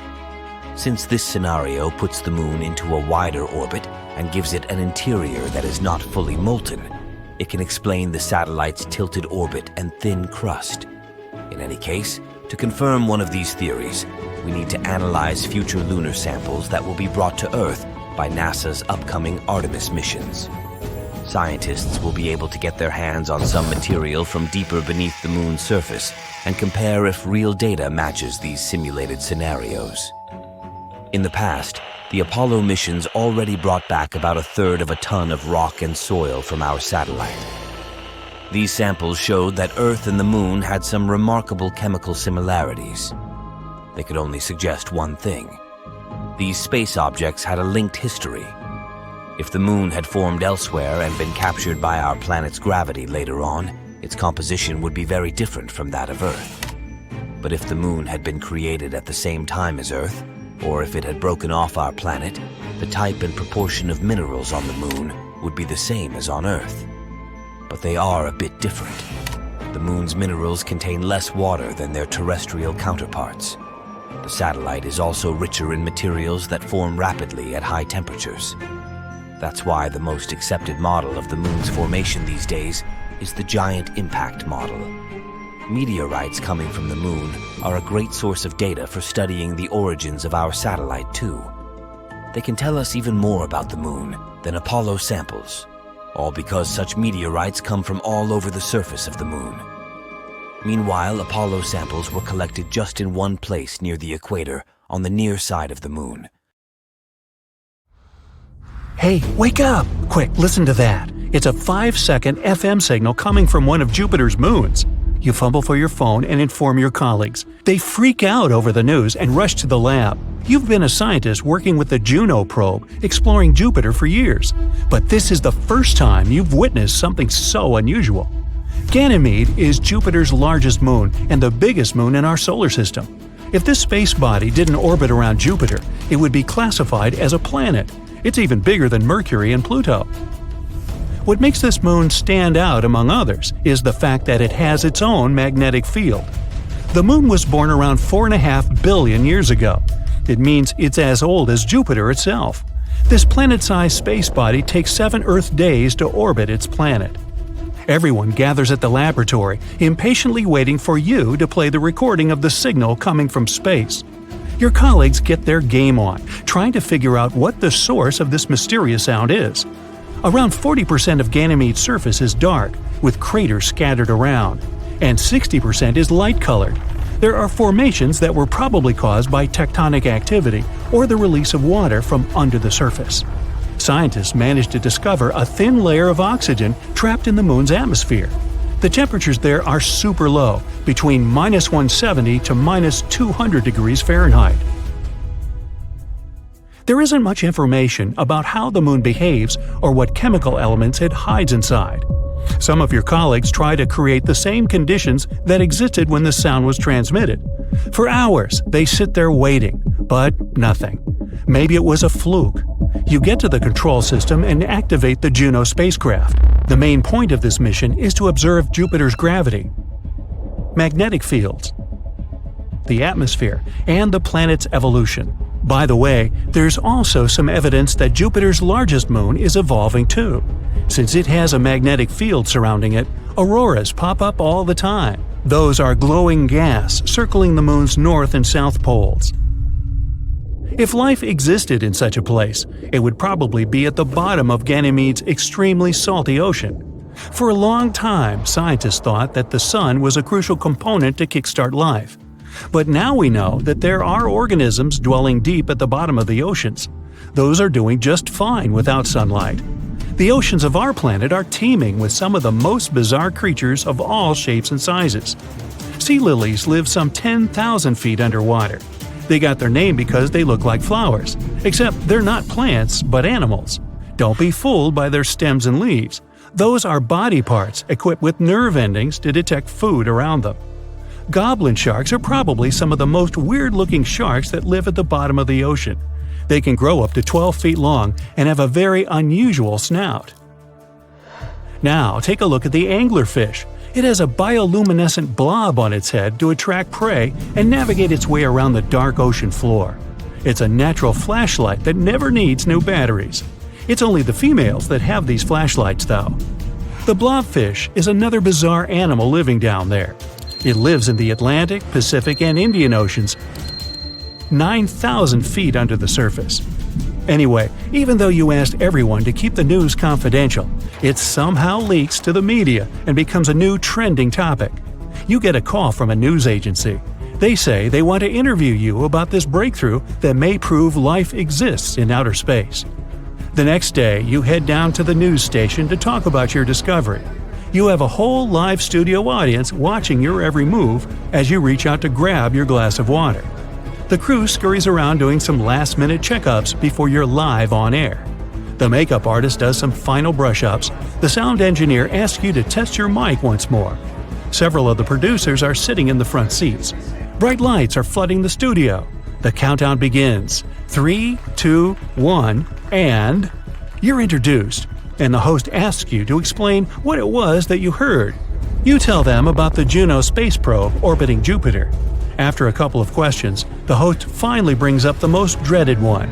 Might the mysterious sound be coming from another civilization? Everyone leans in, waiting for you to answer. You freeze, not knowing what to say. Even though the crushing pressure at the bottom of the ocean is 1,000 times stronger than at sea level, life still exists there. Algae, which is considered a delicacy in the ocean world, is off-menu for deep-sea creatures due to a lack of sunlight. Many of these bottom dwellers have to munch on leftovers instead. Those sink down there from the upper layers of the ocean. The freezing temperatures and the intense pressure have altered the cells of these creatures. This has made them more resilient than the average fish. Bacteria were developing their own ways of surviving. Studies show that they feed on certain gases and chemicals, like sulfur and carbon dioxide. Methane and hydrogen are released when tectonic plates move against each other, and some of these bacteria feast upon those gases too. Tardigrades, also known as water bears, are microscopic critters that can live and thrive in extreme conditions. You can find them in volcanoes, frozen glaciers, and even in the empty void of space, which means that some life forms might actually exist on Ganymede. You explain this to your audience. Then you mention that you don't have enough information to determine if it was another civilization or a natural phenomenon that produced the sound. This doesn't mean that the bottom of Ganymede's freezing oceans isn't teeming with its own bizarre and weird creatures. There might be some legendary beasts like the Kraken or Leviathan there, or weird glowing fish with two heads, a fish with tentacles and a large fin, giant crabs. The bacteria there might be as varied as our own. The plants, if they exist there, have to be strong enough to survive the sub-zero temperatures. The animals on Jupiter's largest moon could be as big as our blue whales or as tiny as plankton. After the interview, you head back to the lab to examine the records once more. On your way home, you see posters of yourself with captions like, "Are we not alone?" Hey, you've become a celebrity. Many people take pictures of you. You've been booked by other agencies for more interviews. Some science magazines even want to put you on the front cover as the Person of the Year. Every time you come to work, you wait for the sound to appear again, but nothing. You send a signal from the Juno probe, trying to make some sort of contact with whatever produced the sound. Nothing. That night, you pass out on your desk once more. Eureka moment wakes you up in the middle of the night. There might be something you've missed. You run the numbers again and realize that the answer was in front of you this whole time. It wasn't another civilization that produced this sound. The source was electrons. Every planet produces its own sound. It's created when charged particles from the solar wind and the planet's magnetosphere interact with one another. That's what happened on Ganymede. The electrons in its magnetic field, where the probe picked up the signal, were acting stranger than usual, and this amplified some irregular frequencies. You're embarrassed and spend the rest of your night making phone calls, telling your team the news. The agency that interviewed you releases a statement. They explain that other civilizations aren't trying to contact us. You sit back at your desk, waiting for the next big thing to happen. Europa is another of Jupiter's moons that may host life. It's made up of an iron core, a mantle, and a salty ocean, twice the volume of all the oceans on Earth. And just like Ganymede, the ocean lies under a water ice crust. Scientists claim that there might even be active volcanoes there, and some resilient bacteria may live there. With enough water, certain chemicals, and a source of energy, Europa could produce life. But it's unlikely that we'll find anything but tiny microbes. There are several places on Earth, awesome and mysterious, that evoke so many questions that some people believe they were built by or with the help of extraterrestrial intelligence. Let's explore those mystical destinations. In the hills above Cusco, Peru, you'll find an ancient Inca fortress called Sacsayhuaman. Some of the massive stones of its walls weigh as much as 360 tons. They're cut and fitted together surprisingly precisely, and no mortar is used. The stones used for this construction were transported over 20 miles from quarries. But how did the Inca do it? Did they ask for extraterrestrial help? Perhaps. But archaeologists disagree. They have found evidence that the Inca used advanced engineering techniques involving ropes and levers to move and fit the stones. Okay, let's move on to the Nazca lines. You can see them in the deserts of southern Peru. In this area, more than 800 lines and 300 shapes stretch across the deserted landscape. Those are called geoglyphs and are best viewed from the sky. That's how theories about alien involvement popped up. The lines were made by removing the top layer of reddish rocks to reveal the lighter ground beneath. And this is a pretty simple technique. You don't even need to use modern tools. The purpose of the Nazca lines is still a mystery, but most experts believe that they had some ceremonial significance. Now, the stone circle of Stonehenge must have something to do with extraterrestrial visitors, right? Those stones, some weighing as much as 50 tons, were brought from quarries hundreds of miles away. No wonder many people offered theories about alien intervention. Well, sorry to disappoint you, but archaeologists have proven that the monument could have actually been built with the help of technologies available around 5,000 years ago, such as wooden sleds and rollers. The exact purpose of Stonehenge is still under debate. Its builders could have used the stone circle to track the sun or to perform astronomy-related rituals. The next breath-stopping place on our list is the Egyptian pyramids, namely the pyramids of Giza just outside Cairo. They were built over 4,500 years ago. The largest of them, the Great Pyramid, is made of millions of 2-ton stones which are arranged with super precision. The pyramids also align with the stars of Orion's belt, and this makes some people believe that aliens might have helped to build these awe-inspiring constructions. Experts disagree. They say that although the exact methods the Egyptian builders used are still unclear, the pyramids are undoubtedly a human achievement. Ramps, levers, and a large workforce were likely used to move the stones into place. Then, how about Teotihuacan, located near modern-day Mexico City? Once, it was a thriving metropolis. The city was built more than 2,000 years ago, and its size and advanced architecture make people wonder if aliens played a key role in its construction. In reality, the city was created by several cultures, including the Maya and Zapotec. It was a center for trade, agriculture, and other activities, but it does have some connection to space. Its layout, with the pyramids aligned to celestial events, shows a deep understanding of astronomy. And still, it was the work of human hands. Now, let's travel to one of the most mysterious islands in the world, Easter Island. Nearly 900 stone figures known as moai stand there, some towering over 30 feet tall. These statues were carved from volcanic rock more than 1,000 years ago and moved across the island to their final resting places. This impressive feat, as well as the slightly creepy appearance of the figures, makes you think about some alien intervention, doesn't it? Well, another disappointment. It's believed that the Rapa Nui people used wooden sleds or rolling logs to transport the statues, and there's no evidence that extraterrestrials were involved. The last destination isn't even on Earth.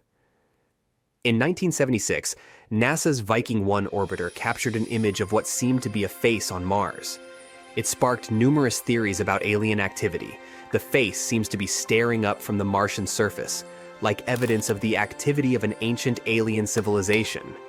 But more detailed images from 2001, taken by the Mars Global Surveyor, revealed that the so-called face was just a natural mesa, an isolated flat-topped hill with steep sides. The moon's surface has millions of craters, but something else has drawn a lot of attention to it. A giant rare hole that turned out to be a tube. It was found when the Japanese Lunar orbiter was gathering data around the moon's skylight, the tube's entrance. Researchers found a specific echo pattern that suggested there was a hollow area. They discovered more echo patterns at a couple of places near the hole, so there could be more lunar tubes there. But in this big tube, you could place an entire football field and the pit could swallow it whole. It's irregularly shaped and 427 feet in diameter. Scientists think that there could be secret caves, a tunnel system, or an entire geological wonderland under the surface. It could be a good shelter for astronauts that land on the moon, or even be a harbor for a lunar colony. No one ever managed to stay on the moon for more than 3 days because of the conditions on the satellite. It has a wide range of temperatures, low atmosphere, and no magnetic field that would protect life on the surface from things like radiation or harsh sun rays. Astronauts wear spacesuits, but they can't protect them over long periods of time. But a lava tube could. When a lava flow cools, it gets a hard crust, which later thickens and creates a roof over that same lava. It continues to flow, but when it stops, the channel can drain, which results in an empty tube. Our planet also has lava tubes, but they're not as big as the one found on the moon. There's a special type of tree called a moon tree.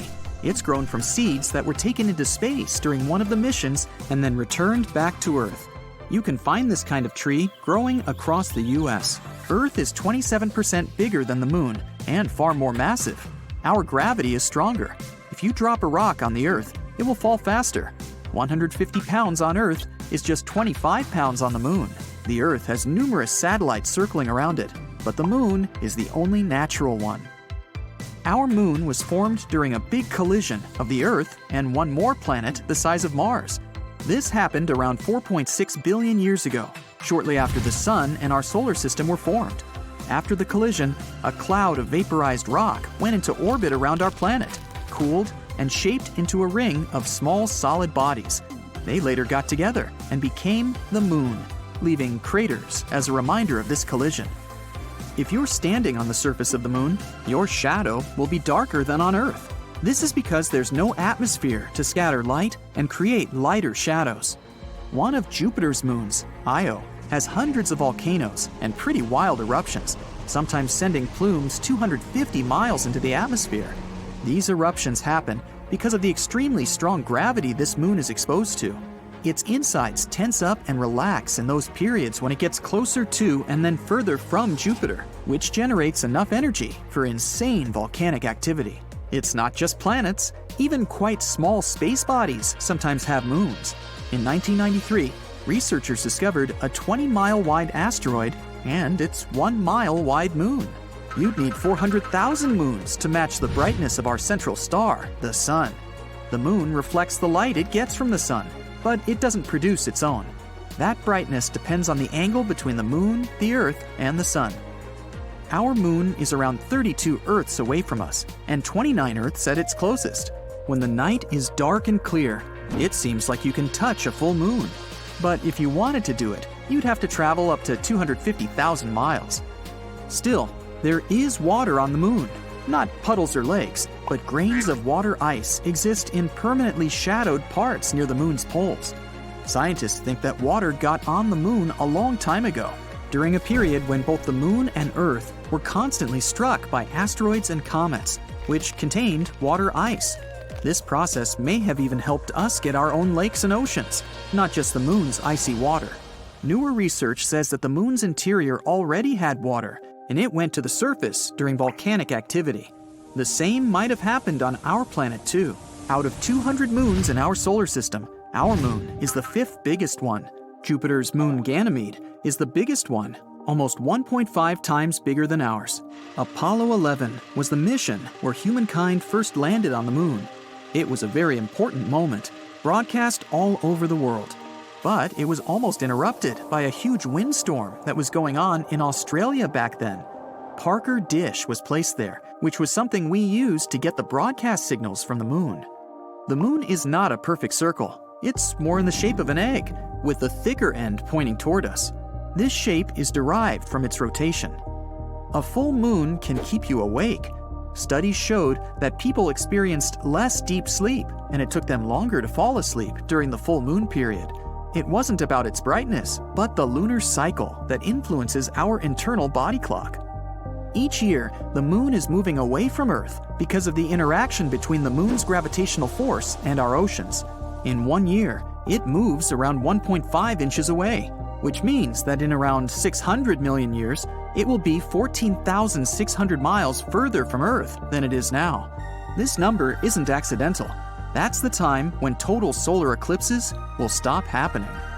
Humankind hasn't set foot on the moon in a few decades, but footprints there are still fresh because there are no winds up there, so these tracks can stay there for millions of years.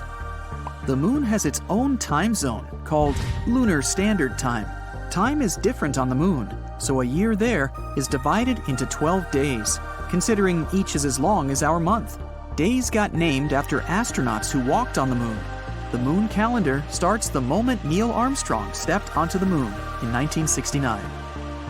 There are possible energy sources for living beings on one of Saturn's moons. It has an ocean under the surface, and it may feature some chemical reactions similar to those that help certain forms of life on our planet survive. The moon used to have active volcanoes, probably during the time of the dinosaurs.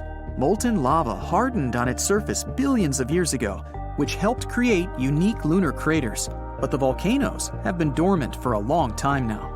The moon has earthquakes, or rather, moonquakes. Just like our planet, the moon also has a crust that goes through changes and shifts. Shaking occurs when its crust warms and expands, or it can even be caused by meteorite impacts.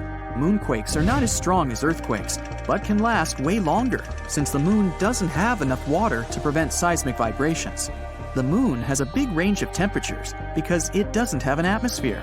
During the day, it can go up to 200 degrees Fahrenheit, but at its poles, the temperature is around -400 degrees Fahrenheit. In 2019, astronauts discovered a strange space phenomenon. The moon was crossing in front of the sun, and at one moment, it seemed like it stopped and then started moving backward. It's the same optical illusion like when you're driving on the highway and pass a car that's slower than you. At one moment, as you move ahead, it may appear like it's going backward. The crust of the moon is not equally thick in all its parts. Some are up to 37 miles thick, while others are much thinner. The moon itself doesn't change colors. When sunlight goes through our atmosphere, it reflects off the moon and makes us see it as pink or red. Sometimes there are particles of dust sent into the atmosphere, and in combination with sunlight, they give the moon an orange glow. The moon doesn't have a dark side. There's only a far side that we can't see from the Earth. The moon spins on its axis once and makes a circle around the Earth, all in the same amount of time, which is why we only see its one face the entire time. All planets in our solar system have at least one moon, except for Mercury and Venus. Mercury has less mass than our planet, so its gravity is lower than ours, around 38% of the Earth's gravity. That means 100 pounds on Earth would be 38 pounds on Mercury. Because of the weaker gravity, and since it's so close to the Sun, Mercury wouldn't be able to have its own moon. It would probably crash into Mercury, or even go into orbit around the Sun, and someday even get pulled into it. Venus most likely doesn't have its moon because it's also too close to the Sun. You hear some noise in the street and rush up to the window to check what caused it. You look up at the sky and just stand there, speechless. The moon is giant. It looks much larger than usual, and it's both beautiful and scary. So what would your life be like if the moon moved twice as close to Earth as it is now? Unfortunately, it would be quite a catastrophic scenario. You see, the moon has a pretty strong gravitational pull on Earth's oceans. It produces 2 high tides and 2 low tides per day. But with the moon so close to us, the tides would get 8 times higher. Some regions would be completely covered with water during the day. The water would only retreat at night. Many islands and highly populated coastline territories would become uninhabited because of this. Many other regions would experience frequent devastating floods. But if you think it would be the only consequence, let me tell you this. The moon also has a tidal effect on dry land. That's why if our planet's natural satellite was to suddenly relocate, its gravitational pull would increase, making waves of energy reverberate throughout the planet. This would affect Earth's crust, triggering earthquakes and starting volcanic eruptions. Now let's leave Earth and the giant moon for a while and have a look at Jupiter's moon, Io, which is the most volcanically active world in our solar system. This volcanism comes from the push and pull from Jupiter's gravity. 2 other moons of the gas giant also have an effect on poor Io. That's why Io's surface is littered with hundreds of volcanoes. Most of them are spewing sulfurous plumes high above the surface of the moon. Our planet might face the same fate should the moon move so close to it. And that's not all. Earth's spin would start to slow down over time. Look, the moon's gravity pulls the oceans, and the resulting friction between the water and the ocean floor slows Earth's spin. Yes, Earth is slowing down even now as you're watching this video, but this process is almost imperceptible, around 1/1000th of a second per century. If the moon was twice as close to us, the rotation of our planet would slow much more, making days and nights longer.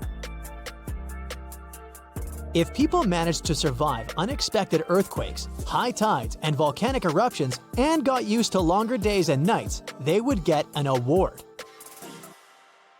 Solar eclipses. These spectacular events that occur when the moon passes between the sun and Earth would happen much more frequently. Since the moon would cover a much larger area in the sky, it would pass in front of the sun more often.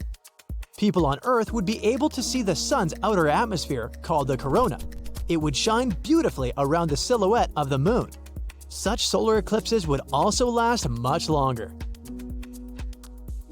But what if the moon didn't shorten the distance overnight? What if it was a much slower and much more gradual process? Then our planet's crust would shift more slowly. Tides wouldn't change so dramatically either. This would let living creatures on the planet get used to the new conditions and adjust in time. Longer days and nights would likely change the climate, and animals would have to evolve to adapt to it. Their eyes would have to change to be able to deal with brighter moonlight at night. Prey would have to learn to hide better, but predators, on the other hand, would have more advantages when hunting. But what catastrophe would have to happen to make the moon move so close to Earth? Well, it could be some massive object, like a giant asteroid passing very close to the Earth-Moon system. If the moon was in the way of this space traveler, it could take energy from Earth's satellite, which would cause the moon to spiral towards our planet.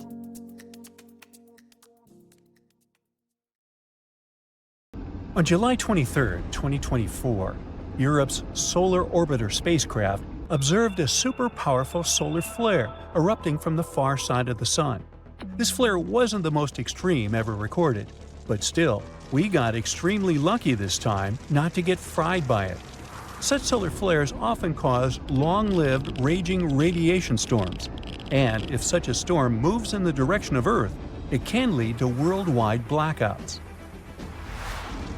Before we go deeper into details of that potentially disastrous solar flare, we need to figure out what exactly this solar phenomenon is. Solar flares occur because the magnetic fields in the atmosphere of our star are moving non-stop.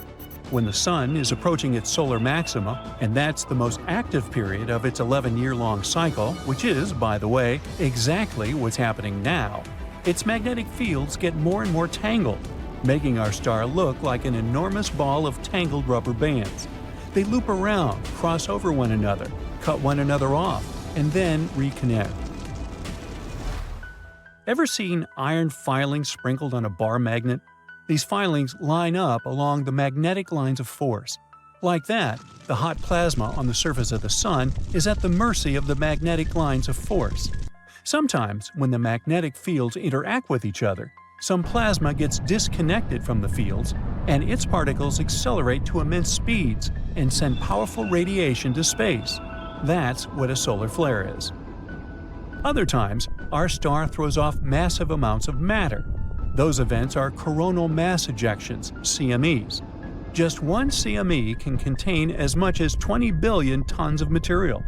If that material were rock, it would create a mountain about 2.75 miles across and almost a half a mile tall. The ejected material often travels at a speed of over 1 million miles per hour. Solar flares and CMEs are the most powerful explosions in the solar system, releasing unimaginable amounts of energy. Solar flares have their own classification according to their strength. The smallest and weakened ones are A and B class. Then there are C and M class solar flares, and the strongest are X class flares. A number from 1 to 9, and in some cases a larger one, accompanies each letter. That's similar to the Richter scale for earthquakes. A and B class flares are too weak to affect our planet. As for C class flares, they may have small, noticeable consequences. M class flares can cause short radio blackouts at the poles and weak radiation storms that can still harm astronauts. But the most dangerous of them all are X class flares. These are flares more than 10 times more powerful than X1. That's why the classification of X class flares can go higher than 9. Now let's get back to that recent solar flare. It was X14 Class 1. Now, we already know that it means it was an extra strong flare. Other large flares astronomers have detected recently include an X12 solar flare that happened on the 20th of May and an X10 flare that occurred on the 17th of July. All of them have come from the backside of the Sun. If we talk of the Earth side of our star, the largest solar flare that has been recorded so far within this solar cycle happened on the 14th of May. It was an X8.7 flare that led to radio blackouts, and a strong geomagnetic storm leading to magnificent auroras all over the world occurred a few days earlier. Powerful coronal mass ejections accompanied this storm. As for the July X-class flare, it was so powerful that it could have ended up tragically for us. Luckily, all that magnetically charged plasma blast that accompanied the flare didn't travel in our direction. If it had, it would have been quite the solar storm. Auroras would have been incredibly impressive and a wee bit terrifying in their magnificence. But at the same time, such a dynamic blast of energetic particles hurtling our way could have caused major technological problems and electrical blackouts, like the event in 1989, which severely harmed Quebec's power grid, or a much earlier catastrophe that still managed to cause a lot of harm to the world. I'm talking about the Kraken event, which occurred in 1859 and was the first documented solar flare affecting our planet. It happened on the 1st of September and was named after Richard Carrington, the solar astronomer who witnessed the flare through his own telescope and sketched the sun's sunspots. According to scientists, that flare was the most powerful documented solar storm over the last 500 years. The Carrington event triggered auroras that were visible as far south as the Caribbean. It led to severe interruptions in telegraph services all over the world, even shocking some telegraph operators and sparking fires after discharges from the lines ignited telegraph paper. Another major solar flare that erupted on the 4th of August, 1972, destroyed long-distance phone communication across a few states, including Illinois. This event even made the American Telephone and Telegraph Company redesign its power system for transatlantic cables. Now let's move to March 1985, when two superpowerful CMEs triggered a geomagnetic storm, which, in turn, set off a power blackout in Canada on the 13th of March. This blackout left around 6 million people without electricity for 9 hours. It is said that the flare disrupted electric power transmission from the Hydro-Quebec generation station and melted a few power transformers in New Jersey. And still, this solar flare was nowhere near the power of the Carrington event. The Bastille Day solar storm took its name from the French national holiday because it occurred on the same day, on the 14th of July in the year 2000. It was an X5 class event that caused some satellites to short-circuit and resulted in radio blackouts. It's still one of the most highly observed solar storm events. From October to November 2003, our star unleashed a series of large solar flares and coronal mass ejections, and they did reach Earth and slam into our atmosphere. Those solar storms, also known as Halloween storms of 2003, caused aircraft to be rerouted, impacted satellite systems, and led to power outages in Sweden. Besides, the Solar and Heliospheric Observatory couldn't fulfill its functions during this solar onslaught. On the 28th of October 2003, the Sun sent a whopper of a solar flare our way. The fire was so powerful it overwhelmed the spacecraft sensor that was measuring it. The sensor topped out at a whopping X28. But later, scientists figure out that the flare had reached a peak strength of about X45.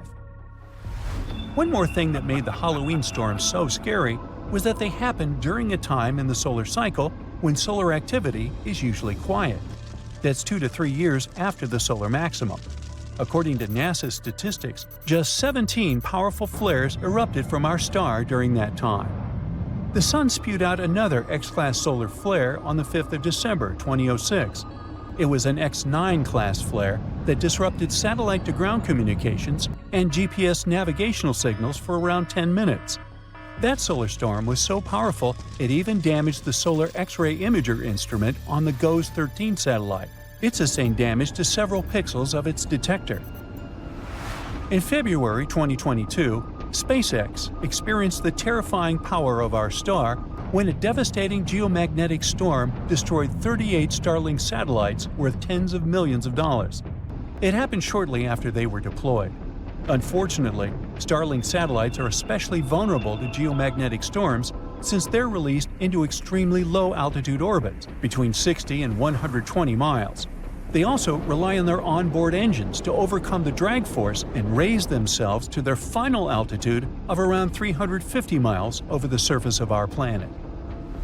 The thing is, during a geomagnetic storm, Earth's atmosphere absorbs energy from the storm, heats up, and extends upwards. It results in a denser thermosphere, which means more drag, and it can be a serious issue for satellites. That's exactly what happened.